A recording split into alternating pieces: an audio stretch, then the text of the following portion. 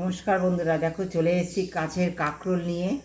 হ্যাঁ, আমার গাছেও কাঁকরোল হয়েছে, দেখো কত সুন্দর কাঁকরোলগুলো। এবার এই কাঁকরোল নিয়ে করবো একটা দারুণ, একদম হেলদি টেস্টি একটা দারুণ রেসিপি। সঙ্গে থেকে পুরো ভিডিওটা দেখো। আলু কেটে নিয়েছি, দেখো আলু ঠিক এরকম জিরি জিরি করে কেটে নিতে হবে এই টেস্টি রেসিপিটা করার জন্য।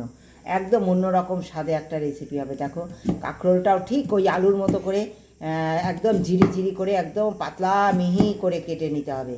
হ্যাঁ, ঠিক এরকম দেখো, যেরকম আলু আলু কুচানো কাটে ঠিক ওরকম একদম যত ঝিরি পারো তোমরা কাটবে, তত টেস্টি হবে। একটা সবজি সবসময় কাটার উপর নির্ভর করে তার স্বাদ। হ্যাঁ, তোমরা যদি এরকম সরু সরু করে মিহি করে কাটতে পারো না, তোমরা বটিতে কেটে নিতে পারো, আরও সুবিধা হবে। হ্যাঁ, আমি বটিতে বসতে পারি না সাধারণত বন্ধুরা, কোমরে কষ্ট হয়। দেখো এইগুলো সব ঝিরি ঝিরি করে আমি কেটে নেব। এই দুটো কাঁকরোল, এগুলো দেখো দানা ফেলাবার কোনো প্রয়োজন নেই, পুরো ভিতরে জেলি। হ্যাঁ, এরকম জেলি থাকলে পারে কোনো প্রয়োজন নেই দানা ফেলাবার। আর যদি শক্ত হয়ে যায় তখন দানাটা ফেলে দিও তোমরা।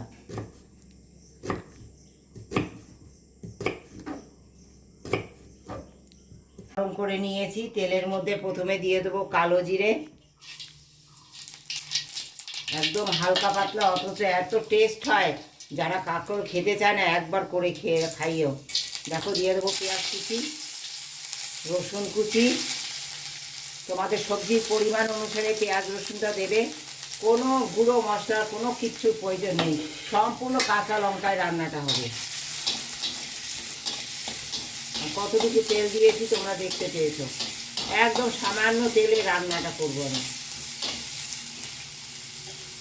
কাঁচা লঙ্কা একটা চিড়ে দিয়ে দিলাম, ঝালটাও তোমাদের ইচ্ছে মতো তোমরা দেবে।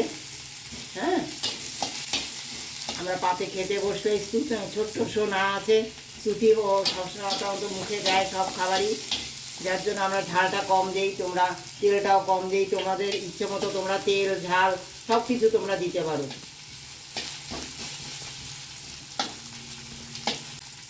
একটু হলুদ দিয়ে দিলাম,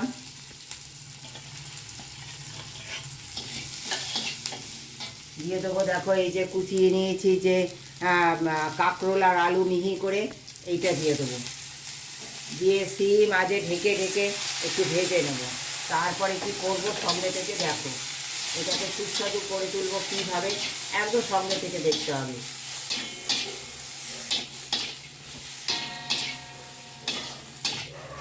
নিয়েছি, ডিমটার মধ্যে দিয়ে দেবো একটুখানি গোলমরিচ, সামান্য গোলমরিচ দেবো, তাহলে ডিমের যে স্বাদটা দারুণ হয়ে ওঠে। দিয়ে দেবো একটুখানি সামান্য একটুখানি লবণ, যেটুখানি এতে প্রয়োজন, একটু লবণ আর হলুদ দিয়ে দিলাম, দিয়ে এটা ফেটে নেব। লাল লাল করে সুন্দর এরকম পাতিয়ে পাতিয়ে আমি ভেজে নিয়েছি। যেহেতু এটা দেখো একদম জল ছাড়াও এরকমভাবে ভেজে নিয়েছি, কেন বলো তো, এরকম পাতিয়ে ভাজলে সুন্দর এরকম খুব সুস্বাদু হবে।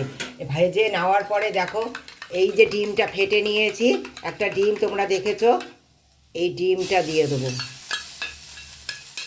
একবার এইভাবে খেও। ডিমটা দিয়ে একটুখানি ভেজে নেবো আগে।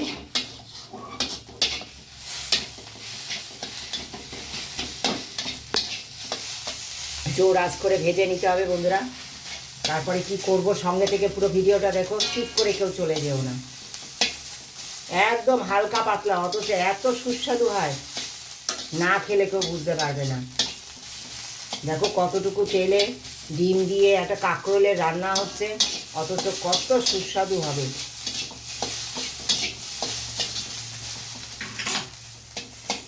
একটু পাতিয়ে পাতিয়ে এরকম করে ভেজে নিতে হবে আগে ডিমটা দিয়ে। দেখো বন্ধুরা ভেজে নিয়েছি সুন্দর সুন্দর করে, দেখো সব ডিম ভাজা হয়ে গেছে। তেল মশলা দিয়ে সবাই রান্না করতে পারে বন্ধুরা, কিন্তু কম তেল মশলায় দেখো কম তেলে কিভাবে এটা ভেজে নিলাম তোমরা দেখেছো, একদম কম জিরো তেলে। হ্যাঁ, একদম গরম জল, সামান্য একটুখানি গরম জল দেবো।